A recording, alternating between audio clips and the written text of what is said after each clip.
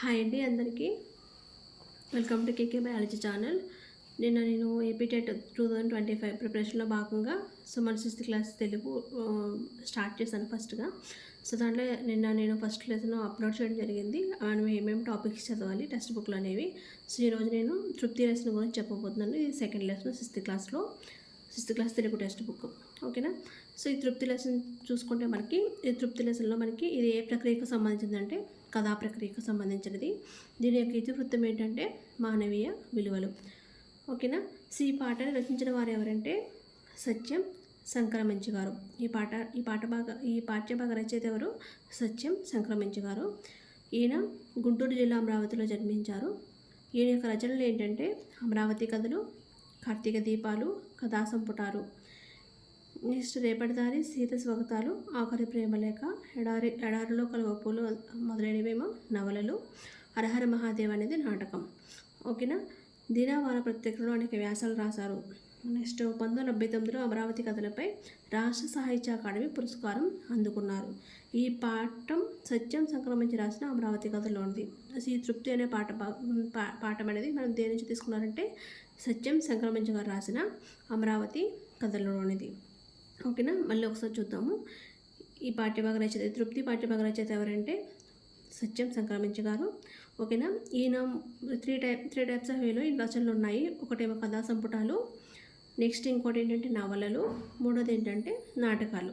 ఓకేనా. కథా సంపుటాలకు చూసుకుంటే మనం అమరావతి కథలు, అలాగే కార్తీక దీపాలు, రేపటిదారి అనేవేమో కథా సంపుటాల్లోకి వస్తాయి.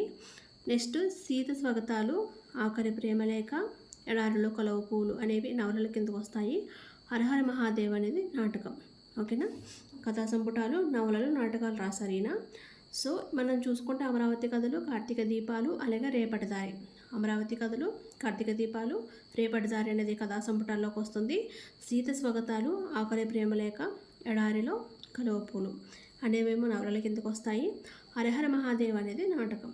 ఓకేనా. ఇవి ఈ సత్యం సంక్రమించి గారి రచనలు. నెక్స్ట్ దినవార పత్రికలో అనేక వ్యాసాలు రాశారు. 1979లో అమరావతి కథలకు ఈయనకి రాష్ట్ర సాహిత్య అకాడమీ పురస్కారం అందుకున్నారు. ఓకేనా. అమరావతి కథలకు 1979లో సత్యం సంక్రమించి గారు రాష్ట్ర సాహిత్య అకాడమీ పురస్కారం అందుకున్నారు. ఈ పాఠం సత్యం సంక్రమించి రాసిన అమరావతి కథలోనిది. మనం ఏదైతే చదువుకుంటామో ఈ తృప్తి అనే పాఠం అనేది ఈ సత్యం సంక్రమించి గారు రాసిన అమరావతి కథలోనిది. ఓకేనా. ఇది ఏ ప్రక్రియకు సంబంధించినది? కథా ప్రక్రియకు సంబంధించినది. దీని యొక్క ఇతివృత్తం ఏంటంటే మానవీయ విలువలు. అనేక రచనలు ఏంటంటే అమరావతి కథలు, కార్తీక దీపాలు, అలాగే రేపటిదారి అనేదేమో కథా సంపుటాల్లోకి వస్తే, సీత స్వాగతాలు, ఆఖరి ప్రేమలేఖ, అలాగే ఎడారిలో కలువ పూలు అనేవి నవలల్లోకి వస్తాయి. నెక్స్ట్ హరహర మహాదేవ్ అనేది నాటకం కిందకు వస్తుంది. ఓకేనా. ఇవన్నీ ఆయన యొక్క రచనలు. నెక్స్ట్ ఈయనకి 1979లో రాష్ట్ర సాహిత్య అకాడమీ పురస్కారం అందుకున్నారు. దేనికి అందుకున్నారు? అమరావతి కథలకు. ఓకేనా. మనం చదువుకునే తృప్తి అనేది ఏ కథల నుంచి మనకి తీసుకోబడింది? ఈ పాఠం సత్యం సంక్రమించి గారు రాసిన అమరావతి కథలలోనిది. ఇక్కడ వరకు క్లారిటీ అనుకుంటున్నాను అందరికీ. నెక్స్ట్ పేజీ చూద్దాం.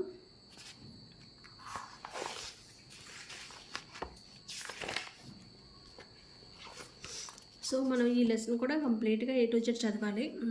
ఇంతకుముందు ఏమో తెలియదు కానీ ఇప్పుడైతే మాత్రం ఫుల్ మన లెసన్ ఏదైతే దీని యొక్క సారాంశం ఉందో కంపల్సరీ మనం దానికి చదవాలి. ఓకే. ఈ తృప్తి అనే పాఠ్యభాగం మనం చూసుకుంటే ఇందులో మనం ఒక పాత్రధారి ఉంటారు. ఆయన పేరేంటంటే పూర్ణయ్య. ఓకేనా. తృప్తి అనే పాఠభాగంలో పాత్రధారి పేరేంటి అని అడగవచ్చు. ఆ పాత్రధారి పేరేంటంటే పూర్ణయ్య.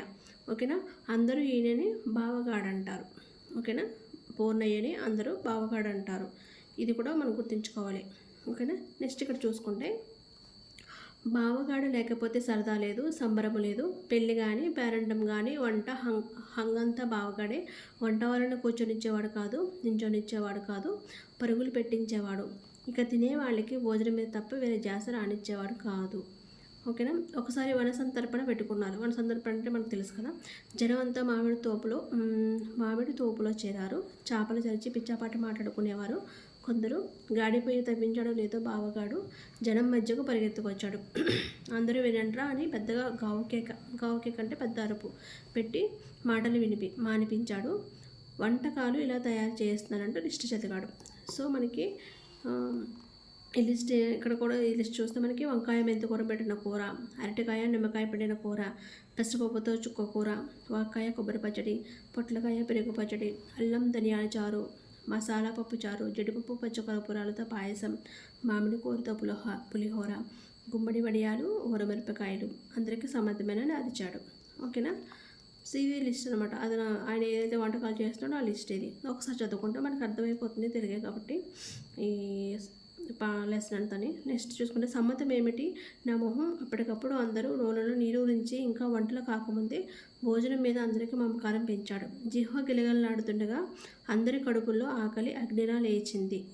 అందరి కడుపుల్లో ఆకలి అగ్నిలా లేచింది అనేది ఏ అలంకారం కిందకి వస్తుందంటే మనకి ఉపమా అలంకారం కిందకి వస్తుంది. ఓకేనా. నెక్స్ట్ అంతటితో ఆగాడు కాదు బావగాడు. ఇక్కడ బావగాడు అంటే బావగాడు పాత్రధారి పేరేంటి? పూర్ణయ్య. ఇక్కడ మరో అరగంటలో వంకాయలు కడిగించి బుట్టలో వేయించి అందరికి దగ్గరకు ప్రదర్శనకు పట్టుకొచ్చాడు. చూసారా, లేత వంకాయలు నవనవలాడుతున్నాయి, మెంతికారం పెట్టి వడ్డిస్తున్నాము, దగ్గరుండి కోయించుకు అని అందరికీ చూపించి వెళ్ళిపోయాడు. ఆ తర్వాత జనానికి వేరే ఆలోచనలు పోయేవి కావు. వంకాయ గురించి చర్చలు.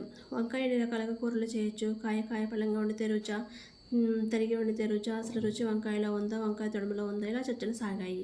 మరో అరగంటకి నిగనిగలాడే వంకాయల బుట్టతో లేత చుక్కకూర మోపుతో వచ్చి అందరినీ పలకరించాడు. వంకాయ దివ్యమైన పులుపు చూడండి అని తల ఒక కాయ పంచాడు. చుక్కకూర కందిపప్పుతో కంటే పచ్చపప్పుతో మహాచక్కగా మేళవిస్తుంది అని అందరికీ మళ్ళీ జ్ఞాపకం చేశాడు. మళ్ళీ జనం అంతా వంట కబుర్లలో పడేవారు. బావగాడు ఇలా ప్రదర్శనలు ఇస్తుంటే ఆకలి రెపరెప పెరుగుతుంది. ఇక అక్కడ గాడిపోయి దగ్గర వంటవారిని పరుగులు తీయిస్తున్నాడు. పాయసంలో ఎత్తు జీడిపప్పు వేయమని పురమాయిస్తున్నాడు. ఒక పక్క పులిహోర తిరగమూత వెయ్యగానే రయ్యన జనం దగ్గరకు పరిగెత్తుకు వచ్చి ఆ వాసన చూసారా, పులిహోర తిరగమూత సన్నవేయంతో చేస్తానని మళ్ళీ మాయమయ్యేవాడు. మళ్ళీ జనానికి ఆకలి ఉవ్వెత్తున లేచింది, ఆకలి నిలువెత్తయింది, తాటి ప్రమాణమైంది. సో మనకి సెంటెన్స్ అనేది ఏ అలంకారం కిందకు వస్తుందంటే అతిశయోక్తి అలంకారం కిందకు వస్తుంది. శరీరం అంతా ఆకలే అయి కూర్చుంది. జనమంతా ఎప్పుడు వడ్డిస్తారా అని ఆవురావరమంటున్నారు. ఎట్టకేలకు గంట కొట్టాడు బావగాడు. లేత అరటాకులు శుభ్రంగా కడుక్కోండి అని వరుసల మధ్యకు వచ్చి హెచ్చరించాడు. నెక్స్ట్ సుబ్బయ్య అన్నయ్యకు ఒక ఆకు వేస్తావే, 2 ఆకులు కలిపి వేయించు అంటున్నాడు. వడ్డనలు మొదలయ్యాయి. నేతి జారి పుచ్చుకుని పెరుపును అందరిని అడిగి వడ్డిస్తున్నాడు. వంకాయ మొదలయ్యకూడదు, నిమ్మకాయ పిండిన అరటికాయ కూరలో కరివేపాకు రుచి తమకు తెలియనిది కాదు అంటూ మళ్ళీ కూర వడ్డిపించి ఆకలి పెంచుతున్నాడు. జనం ఆబగా తింటున్నారు. ఆబగా అంటే ఆశగా తింటున్నారు.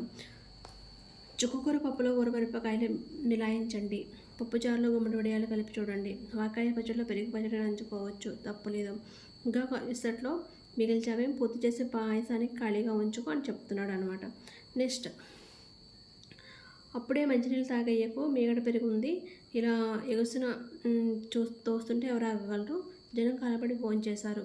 జనములో ఇంత దివ్యమైన వంట ఎరగమన్నారు. విస్తుల్లో ముందు నుంచి పైకి లేవడమే కష్టమైంది.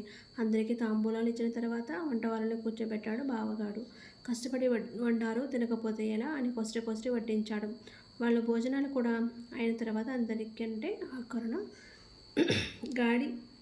గాడిపోయే పక్కన చిన్న ఆకు వేసుకుని తను కూర్చున్నాడు. అప్పటికి కూరలు మిగలలేదు.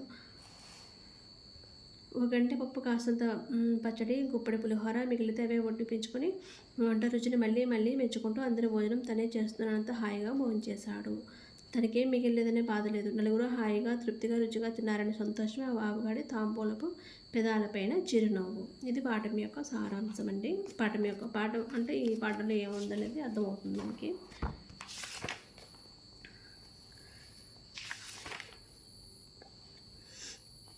నెక్స్ట్ పేజీ చూసుకుంటే మనం ఏం చదవాలన్నది ఇవన్నీ మనకి కొంచెం ఈజీగానే ఉంటాయి. ఇది ఒకటి చూసుకోండి. కింది పదాలలో గుణింత అక్షరాలతో తేడాను గమనిస్తూ చదవండి. అర్థాలను ఉపాధ్యాయులను అడిగి తెలుసుకోండి. ఉక్త లేఖనం చేయండి. సో మనకి ఇక్కడ దీర్ఘాలు ఇస్తే ఏమవుతుంది? గది, గాది, జలం, జాలం, డబడబ, డాబా. సో ఇలా ఈ వర్డ్స్ అన్ని ఇవి కూడా చదవాలి. ఈ 5th వన్ చదవాలి, అలాగే 4th కూడా చదవాలి. 5th మనకి తెలుస్తుంది గుణింతాల గురించి. నెక్స్ట్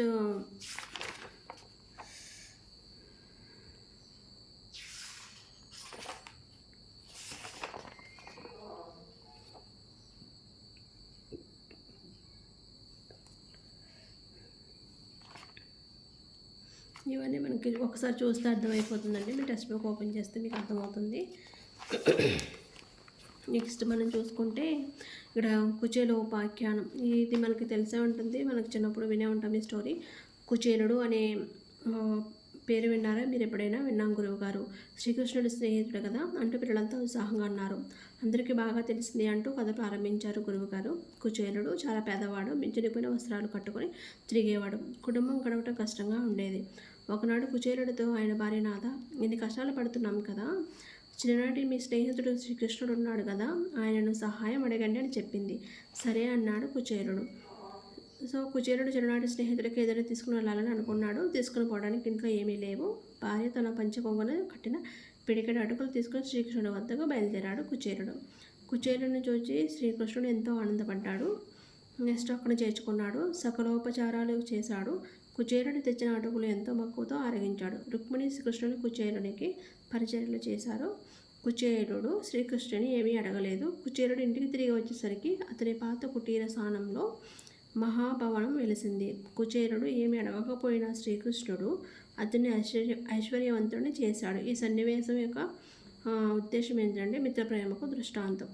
ఈ స్టోరీ ఏంటంటే ఇది అడగవచ్చు.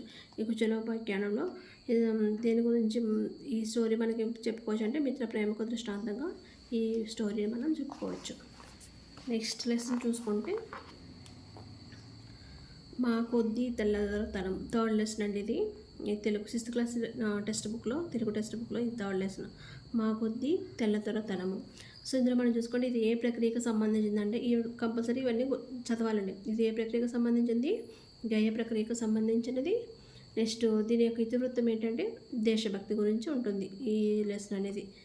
సో మనకి ఇక్కడ చూసుకుంటే దీని యొక్క ఉద్దేశం ఏంటంటే ఆంగ్లేయుల ప్రభుత్వంలో భారతీయులు ఎన్నో శారీరక మానసిక బాధల్ని అనుభవించారు. స్వేచ్ఛను స్వాతంత్ర్యాన్ని కోల్పోయారు. స్వాతంత్రం కోసం ఆనాటి ప్రజలు పడిన కష్టాన్ని, ఆంగ్లేయుల అధికారానికి వ్యతిరేకంగా చేసిన ఉద్యమాన్ని తెలియజేయడమే ఈ పాఠం యొక్క ఉద్దేశం. ఓకేనా?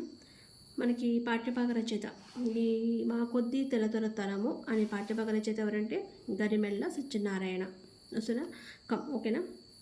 మా కొద్ది తెల్లదొరతనం పాఠ్యభాగ రచయిత ఎవరంటే గరిమెళ్ళ సత్యనారాయణ.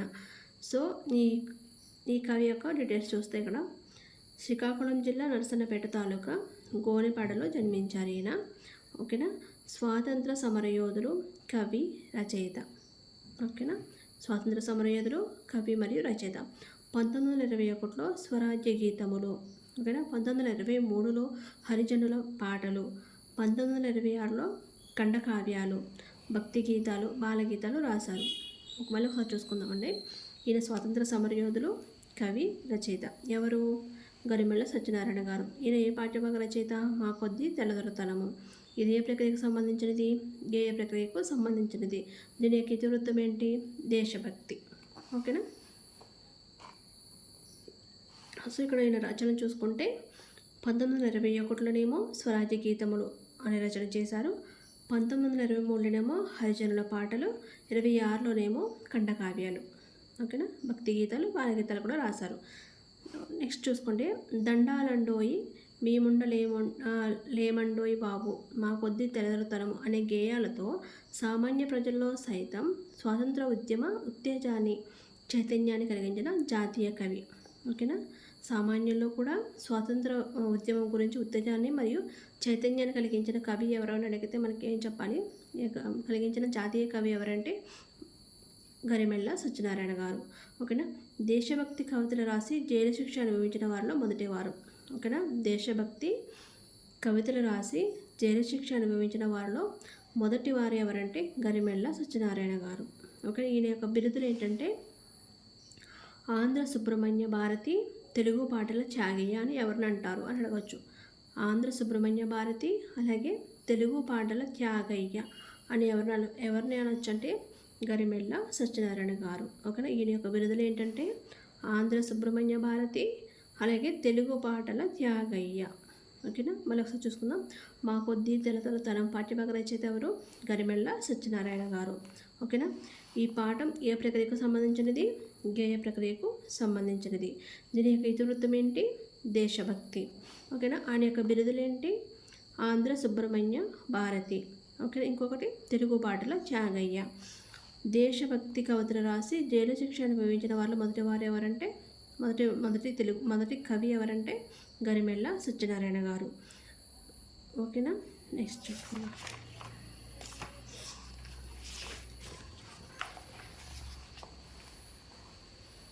సో ఇక్కడ చూసుకుంటే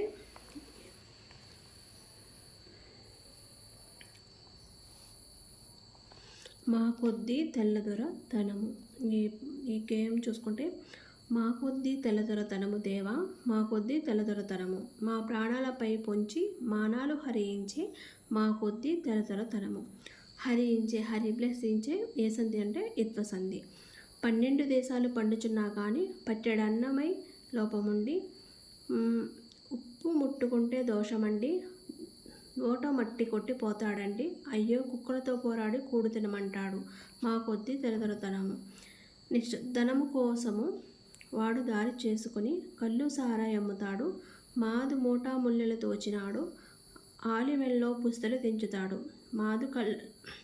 మాదు కళ్ళల్లో దుమ్మేసి కాటికి దరిచేశాడు, మా కొద్దీ తెలదొరతనము దేవా. నెక్స్ట్, గాంధీ టోపీ పెట్టి పాఠశాలకు పోవా, రావద్దంటాడు, రాట్నం బడిలో పెట్టవద్దంటాడు, టోపీ తీసి వీపులు బాతుతాడు, అయ్యో రాజద్రోహమంతా రాట్నంలో ఉన్నదంట, 144 నోటికి తగిలించి మాటలాడవద్దంటాడు, అంటే 144 సెక్షన్. మమ్ము పాట పాడవద్దంటాడు, తనను దాటి వెళ్ళవద్దంటాడు, అయ్యో చేటు తెచ్చుగా మమ్ము చెడిపోవమంటాడు, వాడి తాతగారి ముల్లే దాచిపెట్టినట్లు దాటి చేస్తాడు దేశమున, పోరాటమాడతాడు పైన, మోమాటము పడడు సుంతైన అంటే కొంచెమైనా, వాడి పాటు పాడైపోను మాట చెబితే వినడు. కంపల్సరీ ఇవి కూడా చదవాలండి. మనకి ఇందులో ఒక 2 లైన్స్ ఇచ్చి దాని కంటిన్యూషన్ ఏంటి అలా కూడా అది ఆప్షన్స్లో ఇవ్వచ్చు అనేసి ఇస్తారంట. నేను కూడా వేరే వాళ్ళు అడిగితే చెప్పారు. సో కంపల్సరీ ఈ లైన్స్ అన్ని 6 ఏవైతే ఉన్నాయో ఇవన్నీ కంపల్సరీ చదవండి. ఒక 2-3 టైమ్స్ అయితే మనకి ఆప్షన్స్ ఐడెంటిఫికేషనే కాబట్టి మనకి ఈజీగా మనం ఐడెంటిఫై చేయగలుగుతాం. ఓకేనా, నెక్స్ట్ ఇది అక్కడ మనకి ఉన్నాయి కదా 6 గేయాలు, వాటికి సారాంశాలు అనమాట. ఈ సారాంశాలు కూడా కంపల్సరీ చదవండి.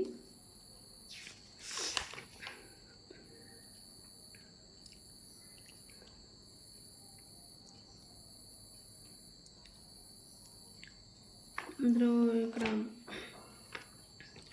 ఇది కింద మనకి ఇలాగా సమానార్థాలు అర్థాలు ఇవన్నీ ఉంటాయి కదా. సమానార్థాలు చేటుకు సమానార్థం ఏంటంటే చేటు కలిగించే పనులు చేయకూడదు, అవి జీవితానికి ఎంతో కీడు చేస్తాయి. చేటు అంటే కీడు సమానార్థం. విజయనగర రాజు కృష్ణదేవరాయలు ఆ ప్రభువు తెలుగు భాషను ఎంతగానో ఆదరించాడు. రాజు ప్రభువు అధికారం కోసం పోరాటం, ఆస్తుల కోసం యుద్ధం. ఓకేనా, నెక్స్ట్ తెలుగు భాషలో 56 అక్షరాలు ఉన్నాయి. ఇవి కూడా చదవండి ఒకసారి, మనకు తెలుసు హల్లులెన్ని, అచ్చులెన్ని, ఉభయాక్షరాలు ఎన్ని, ఇవి కూడా మనకు గుర్తుపెట్టుకోవాలి.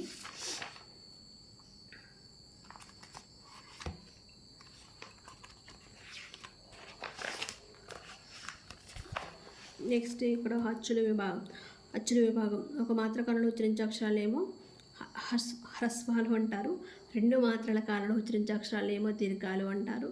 సో ఇవి కూడా చదవండి. దానికి ఎందుకు ఏమొస్తాయి, హ్రస్వాలకి ఎందుకు ఏమొస్తాయి, దీర్ఘాలకి ఎందుకు ఏమొస్తాయి అనేది కూడా చదవండి. నెక్స్ట్ హల్లుల విభాగం కొనుక్కొస్తే మనకి కా నుండి మా వరకు గల అక్షరాలను 5 వర్గాలుగా విభజించవచ్చు. వాటిని కావర్గం, కావర్గం, చావర్గం, టావర్గం, పావర్గం, మొత్తం 5 వర్గాలు. కావర్గం, చావర్గం, టావర్గం, తావర్గం, అలాగే పావర్గం. ఓకేనా, నెక్స్ట్ కఠినంగా పలికే అక్షరాలనేమో పరుషాలు అంటారు, కచడ తపాలను పరుషాలు అంటారు. సరళంగా అంటే తేలిగ్గా పలికే అక్షరాలేమో గజడ దబాలు అంటారు.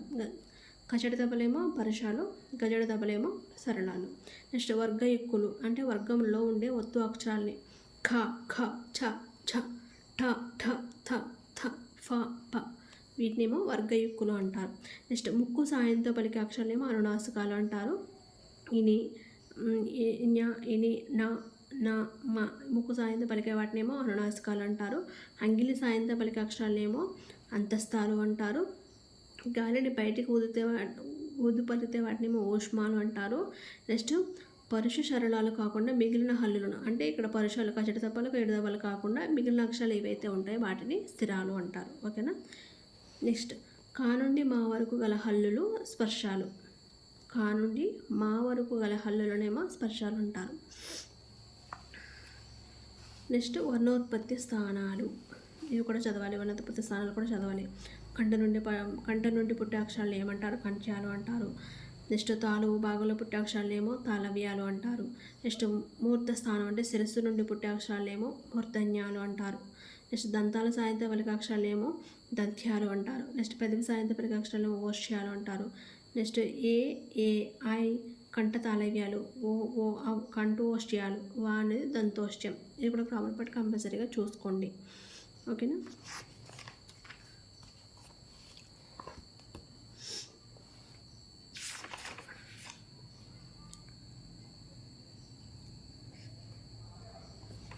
సో ఇది 2 లెసన్స్. టుమారో మళ్ళీ 2 లెసన్స్ చూసుకుందాం. సో ఎవరికైతే ఇంకా ఏమైనా అంటే డీటెయిల్గా ఏ వీడియో చేయాలి అన్నది మీకు ఎవరికైనా కావాలంటే అది నాకు మెసేజ్ చేయండి. కంపల్సరీ నేను ఆ వీడియోస్ చేస్తాను. అలాగే బుక్స్ ఏమైనా కావాలన్నా కూడా, ఏ బుక్స్ చదవాలి ఏంటన్నా ఏమైనా రెఫరెన్స్ కావాలన్నా చెప్పండి. నేను ఆ డీటెయిల్స్ కూడా మీకు చెప్తాను. నెక్స్ట్ ఇంకోటి ఏంటంటే, please do subscribe my channel. మీకు మీ ఫ్రెండ్స్కి యూజ్ అయితే కనుక లైక్ చేయండి, షేర్ చేయండి, అలాగే కామెంట్ చేయండి. ఇంకా ఎక్కడైనా ఒకవేళ ఇంకా ఏమైనా ఎక్స్ట్రా యాడ్ చేయాలా, లేకపోతే నాకు తెలియని పాయింట్స్ ఏమైనా మీ దగ్గర ఉన్నాయా అన్నది కూడా ఒకవేళ మీకు చెప్పొచ్చు. ఓకేనా. కంపల్సరీ షేర్ చేయండి, లైక్ చేయండి. Please do subscribe my channel. Thank you.